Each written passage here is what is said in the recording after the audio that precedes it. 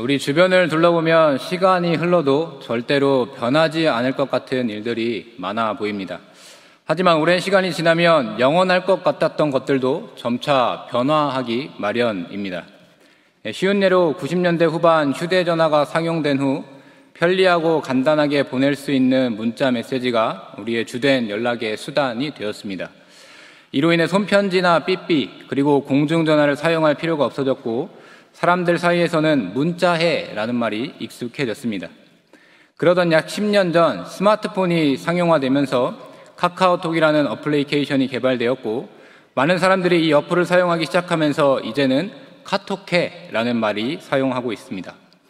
더 이상 변화할 수 없다고 생각했던 것들도 세월이 흐르면 변화하는 모습을 보면서 정말로 이 10년이면 강산도 변한다라는 말이 딱 들어맞는구나 하는 생각이 듭니다. 이렇게 우리 주변의 상황이 변화하는 모습을 단편적으로 생각해 보면 이 삶이 윤택해지고 첨단화된 세상을 살고 있구나 하는 이 긍정적인 부분도 있지만 동시에 우리가 예상치 못한 부정적인 문제점들이 생기기도 합니다. 카톡을 예로 들면 이 사이버 폭력, 또 채팅 검열, 그리고 카톡을 사용하지 못하는 이 세대 간의 격차 등이 대표적인 예일 것입니다. 오늘 본문 스바냐서가 기록될 당시에 이스라엘도 또 어떠한 변화를 맞이하고 있었습니다. 당시 왕이었던 므낫세와 아몬, 또 그들을 보좌하던 지도자들은 이스라엘을 보다 발전되고 융성한 나라로 만들기 위해 이 주변의 강대국들을 따라 우상을 섬기는 모습을 보여주었습니다. 그들 스스로는 더욱 강성하고 튼튼한 나라로 변화되기 위한 초석, 그 시작점이라고 생각했을 것입니다. 하지만 이들의 판단은 부정적인 것을 넘어 완전한 실패로 직결되었습니다. 왜냐하면 하나님께 예배 드리자는 것과 우상을 향해 절하자라는 것은 문자로 하던 연락을 카톡으로 하자는 말처럼 가볍게 바꿀 수 있는 대상이 아니기 때문입니다. 이런 어리석은 변화는 하나님을 섬기는 국가와 백성으로서 절대적으로 지켜야 할 것보다 자신들의 원하고 바라는 것을 더 앞세웠기에 일어난 불상사였습니다.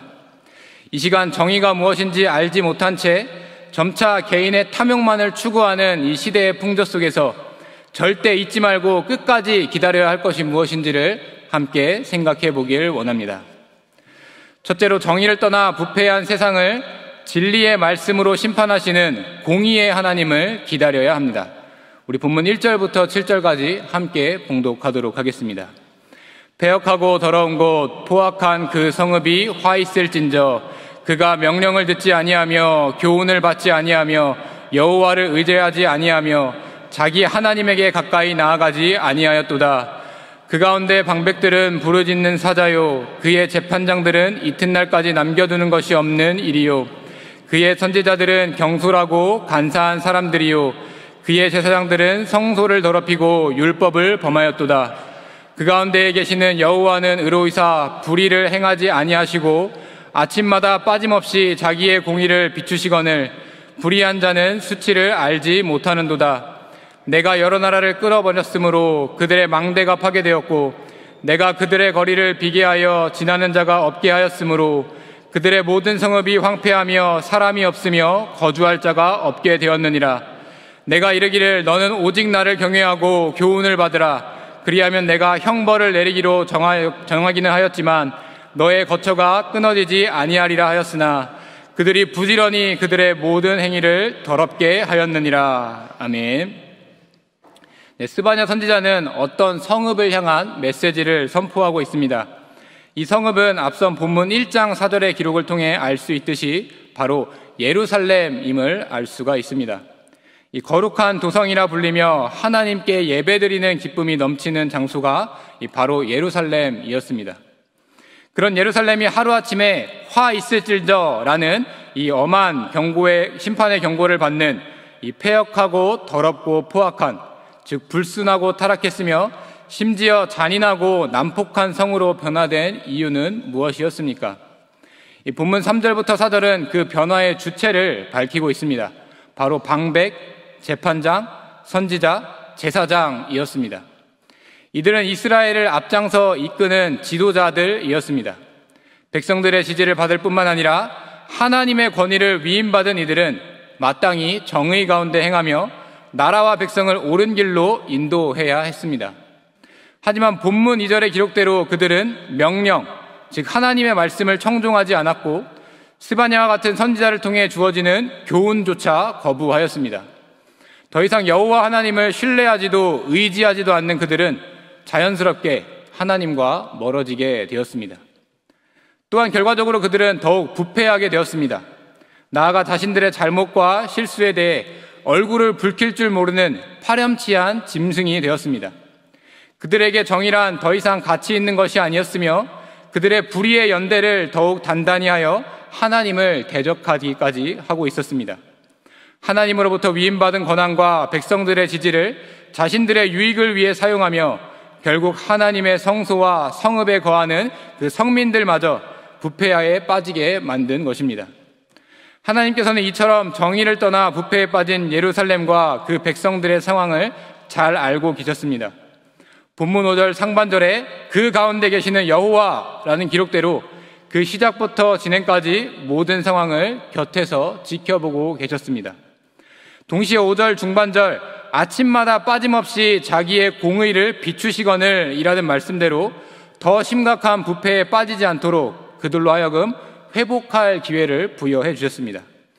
그럼에도 불구하고 예루살렘 성읍은 그와 같이 하나님의 일하심이 있음을 자각하지 못했을 뿐만 아니라 그 모든 기회들을 거부하였습니다. 현재 자신들이 자행하고 있는 행위에 대한 일말의 부끄러움을 느끼지 못하는 상태는 그들의 타락과 부패가 얼마나 심각한 상태였는지를 가늠하게 합니다. 점점 더 부패해져가는 그들의 모습에 답답함을 느끼신 하나님께서는 이 본문 6절부터는 직접 메시지를 전하는 화자가 되어서 말씀하고 계십니다.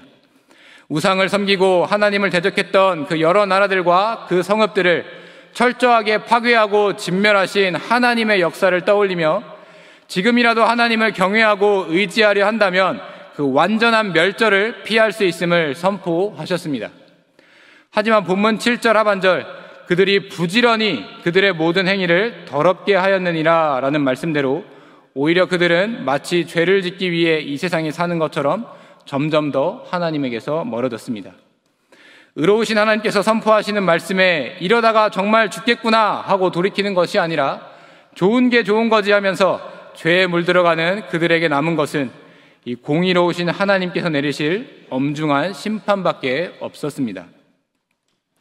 성도 여러분, 우리는 뉴스나 신문을 통해서 흉흉한 소식을 접하게 되거나 그와 같은 일들을 직접 마주하게 됐을 때 이 세상 참 말세다 말세라는 말을 자연스럽게 내뱉게 됩니다. 그 대표적인 말세의 예로 커다란 전쟁이나 이 식량의 부족이나 이 역병이나 범죄나 자연재해 등이 있는데, 그런데 이러한 일들은 오늘날에만 나타난 현상이 아니라 인간의 역사에 늘 산재해 있었습니다.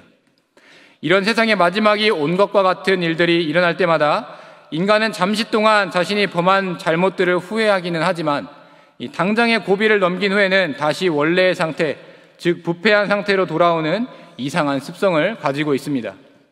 그 가운데 가장 최악의 모습은 그런 상황 속에서 자신들의 교세를 확장하는 이단의 유혹입니다.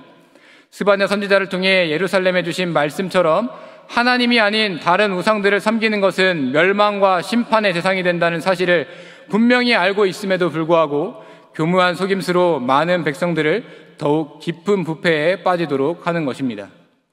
이런 현상을 볼 때 마지막으로 치닫는 세상에 무엇보다 필요한 것은 바로 진리의 말씀인 성경을 바로 아는 것입니다. 왜냐하면 오직 성경만이 이 세상의 끝이 어떠한지를 올바르게 증거하고 있기 때문입니다. 특별히 성경은 결국 맞이할 멸망의 날에 대해 공의로우신 하나님의 심판이 있음을 명확하게 증거하고 있습니다. 그날의 정의를 떠난 부패한 세상의 편에 있던 자들은 영원한 멸망에 빠지게 될 것이고, 의로우신 하나님의 편에 선 자들은 영원한 생명을 얻게 됨을 선포하고 있는 것입니다. 때문에 하나님의 말씀인 신구약 성경을 신앙과 행위의 정확무오한 유일의 법칙임을 믿고 가르친다. 또 이 말씀의 주인 되시는 하나님 앞에 온전히 서서 순결한 신학과 생활을 고수하는 교역자를 양성한다라는 이 설립 이념을 가지고 운영되는 제네바 신학대학원의 역할은 아주 중대합니다. 스바냐 시대의 예루살렘 때보다 더 어둡고 부패한 이 시대에 진리의 말씀을 통해 주시는 명령과 교훈을 듣고 앞장서서 정의를 따르는 자들이 세워져서 이 공의로우신 하나님의 심판이 온전히 이루어질 종말의 날을 기다리는 것이 우리의 유일한 소망이 되기 때문입니다. 이 귀한 일이 우리의 뜨거운 기도의 후원과 또 최선을 다해드리는 물질의 후원으로 이루어진다는 사실을 기억하고 이 기쁨과 자부심으로 충만하여 끝까지 이 선한 일에 동참하여 그 마지막 때를 기다리며 살아가는 우리 성도님들이 되시기를 이 시간 주님의 이름으로 간절히 바랍니다. 둘째로, 탐심에 사로잡혀 불안에 빠진 영혼을 정결케 하시고 이 복음 전파의 도구로 세우시는 자비의 하나님을 기다려야 합니다. 우리 본문 8절부터 13절까지 함께 봉독하겠습니다. 나 여호와가 말하노라. 그러므로 내가 일어나 벌할 때까지 너희는 나를 기다리라. 내가 뜻을 정하고 나의 분노와 모든 진노를 쏟으려고 여러 나라를 소집하며 왕국들을 모으리라. 온 땅이 나의 질투의 불에 소멸되리라.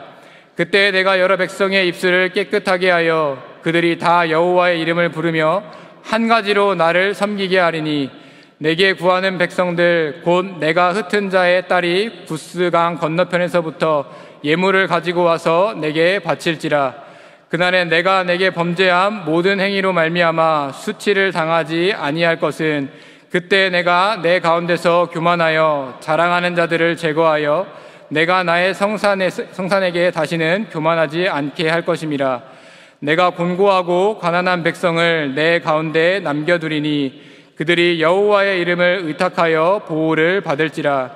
이스라엘의 남은 자는 악을 행하지 아니하며 거짓을 말하지 아니하며 입에 거짓된 혀가 없으며 먹고 누울지라도 그들을 두렵게 할 자가 없으리라. 아멘. 그간 이스라엘은 당신의 백성을 거룩하게 구별하시기 위해 이방 나라들을 철저하게 심판하시는 하나님의 역사를 체험하고 있었습니다. 이처럼 하나님의 각별한 사랑을 받았음에도 불구하고 그들은 부패와 타락에 빠지고 있었던 것입니다. 이에 하나님께서는 본문 8절 내가 뜻을 정하고 나의 분노와 모든 진노를 쏟으려고 여러 나라를 소집하여 왕국들을 모으리라. 온 땅이 나의 질투의 불에 소멸되리라 라는 말씀대로 이제는 정반대로 그 불의한 이방 나라를 통해 당신의 백성을 심판하겠다라고 선언하고 계십니다. 여기서 분노와 진노를 쏟는다라는 말씀은 이 물심판을 받은 노아 시대를, 또 온 땅이 나의 질투의 불에 소멸되리라 라는 말씀은 소돔과 고모라에 내려진 그 불심판을 떠올리게 합니다. 결과적으로 하나님보다 자신을 더 사랑하고 우상을 통해 자기 욕심을 채워가는 인간에 대한 하나님의 심판은 변함없이 진행된다라는 사실을 알게 됩니다. 이처럼 자기 욕심으로 인해 정의를 떠나 불의에 빠져서 위태롭고 불안에 거하는 것이 이 인간의 현 주소인 것입니다. 그럼에도 불구하고 하나님께서는 그 죄를 명확하게 짚어 심판하시는 동시에 당신의 사랑하는 백성을 구하시기 위해 본문 9절 그때 내가 여러 백성의 입술을 깨끗하게 하며 그들이 다 여호와의 이름을 부르며 라고 말씀하십니다. 여기서 입술은 언어, 이 말을 의미하는데 이는 엄중한 심판 가운데서도 자기 백성과 늘 함께 하시는 하나님을 알게 된 자는 이전까지 우상을 섬기고 받들던 그 모습에서 벗어나 이 참된 진리를 전파하고 나아가 하나님의 이름을 전하는 모습으로 거듭나게 됨을 말합니다. 나아가 9절 하반절 한 가지로 나를 섬기게 하리니 라는 말씀대로 자기 욕심을 채우고 그것을 통해 얻은 것을 지키기 위해 서로 견제하고 시기하며 겉으로만 단합하는 척 했던 그 죄인들이 이제는 서로 어깨를 맞대고 한 마음으로 하나님을 섬기고 그 복된 소식을 전파하는 그 기쁨을 누리게 변하게 될 것을 선언하고 있는 것입니다. 이 변화는 궁극적으로 본문 10절 흩은 자들의 딸이 구스강 건너편에서부터 예물을 가지고 와서 내게 바칠지라 라는 말씀대로 지리적으로는 물론 신앙적으로 단절되어 있던 이 흩어진 하나님의 백성들까지 회복해야 하는 놀라운 결과로 귀결된다라고 말씀하고 계십니다. 결과적으로 하나님의 공의로우신 심판을 보고 돌아오는 자는 본문 11절 범죄한 모든 행위로 말미암아 수치를 당하지 않는, 즉 하나님의 한량없는 자비를 체험하게 되고, 또한 본문 12절의 기록대로 곤고하고 가난한 심령을 가진 백성이 됩니다. 더 이상 하나님 앞에 교만하지 않은 백성이 되어 세상 모든 것을 주관하시는 하나님을 의지하고 보호받는 축복을 누리게 되고야 만다라는 것입니다. 또한 이와 같은 하나님의 자비하심은 본문 13절의 기록대로 이스라엘의 남은 자들로 하여금 결국 사라져버릴 세상의 것을 소유하지 못하는 것에 대한 불안과 두려움에서 벗어나 이 복음의 진리 하나만으로 만족하는 삶을 살도록 인도합니다. 네, 성도 여러분, 이 말 한마디로 천냥빚을 갚는다라는 속담대로 이 마주한 상황에서 상대방에게 어떤 말을 건네는지는 아주 굉장히 중요합니다. 일례로 화가 잔뜩 난 아내에게 많이 힘들었구나, 또 내가 잘못했어, 또 미안해 라는 한마디로 쉽게 관계가 회복될 수 있지만, 지극히 자기 입장에서 당신이 이렇게 했어야지, 또 저렇게 했으면 더 좋았을 것이라는 훈수와 해결책을 늘어놓는다면 곧 살얼음판을 걷는 것과 같은 불안 속에서 쥐죽은 듯이 조용히 지내야 합니다. 그러나 아내 편에서 미워도 다시 한번이라는 마음으로 이 처량한 남편을 향해 이 화해의 제스처를 전하는 그 순간은 그야말로 남편에게 기쁜 소식이 아닐 수가 없습니다. 네, 이런 모습은 하나님과 죄인의 사이에서도 마찬가지인 듯합니다. 이 질투하시는 하나님께서는 당신의 형상대로 지음받은 사람이 이 세상의 것에 대한 그득한 탐심을 떨치지 못하고 우상의 편에 선 채 하나님께 오히려 당당히 맞서는 모습을 결코 내버려 두시지 않습니다. 당장이라도 그 죄인을 끊어버리실 수도 있습니다. 하지만 자기 백성을 사랑하시는 하나님께서는 자비와 사랑을 통해 그 죄를 용서해 주시고 또한 정결케 해 주실 뿐만 아니라 이 새 생명을 누릴 수 있도록 인도해 주십니다. 그 결과 성도는 완전히 변화되는 그 놀라운 역사를 체험하게 됩니다. 이전까지 하나님을 어떻게 대했는지에 관계없이 자신이 받은 복음, 즉 구원의 기쁨을 널리 전하는 도구로 세움받게 되는 것입니다. 이런 이유에서 하나님을 바로 알고 사랑하고 섬기는 예배적 인격자, 또 하나님의 형상인 사람을 이해하고 도우며 그리스도를 전하는 인화협동적인 인격자, 또 자기의 존재의 의와 사명을 자각하며 자기의 선자리에서 맡은 일에 충성하는 문화적인 인격자를 양성하는 이 교육 목적을 가진 제네바 신학대학원의 존재는 반드시 필요합니다. 왜냐하면 날로 부패하는 세상 속에서 하나님의 엄중한 심판이 있다는 소식을 듣고 먼저 구원의 기쁨을 깨달았음에 감사드리며 이 스스로를 더욱 하나님 앞에 정결케 하고 나아가 땅끝까지 복음을 전하는 사명자로서 헌신하는 사람을 양성하는 곳이 바로 제네바 신대원이기 때문입니다. 비록 그것을 찾는 자, 또 그것을 통해 양성된 주님의 제자를 통해 하나님의 자비하심을 입는 자는 소수인 것 같지만 하나님께서는 당신의 자비를 이 제네바 신대원을 통해 이루기를 원하고 계심은 이 분명한 사실입니다.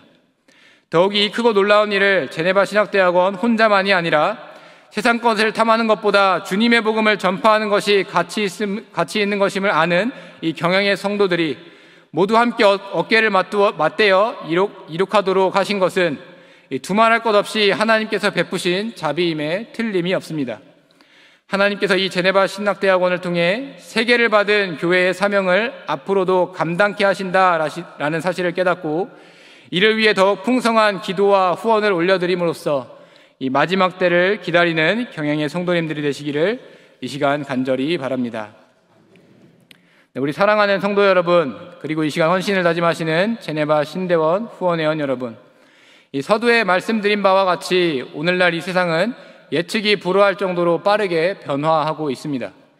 그런데 이러한 변화가 사람의 삶에 도움과 유익이 되어 성장세를 이루는 것처럼 보이지만 영적인 면에서는 이 세상을 창조하시고 다스리시는 이 하나님의 뜻을 따르는 이 합당한 변화가 아닌 하나님의 뜻에 반하는 멸망의 길을 향한 변화로 치닫고 있습니다.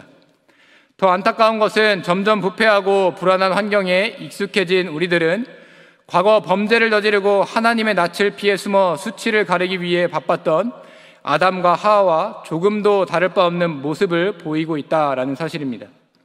그럴 때일수록 우리는 하나님이 어떤 분이신지를 확실히 알아야 합니다. 하나님은 부패한 세상을 진리의 말씀으로 심판하시는 그 공의를 바라는 분이시며 이 세상을 향한 탐심으로 인해 불안한 영혼을 복음으로 정결케 하시는 자비의 하나님이십니다. 공의와 자비에 있어서 결코 변치 아니하시는 불변하시는 하나님께서 늘 우리와 함께 거하고 계시기 때문에 우리는 더 이상 죄된 본성에 머물러 있지 않게 됩니다. 또 나아가 그분께서 다시 오실 종말의 그날까지 부패한 세태와 불안을 이겨내고 전인격적으로 변화된 참 의인으로 살며 받은 구원의 은혜를 전하는 목적을 가지고 살아가게 되고야 마는 것입니다.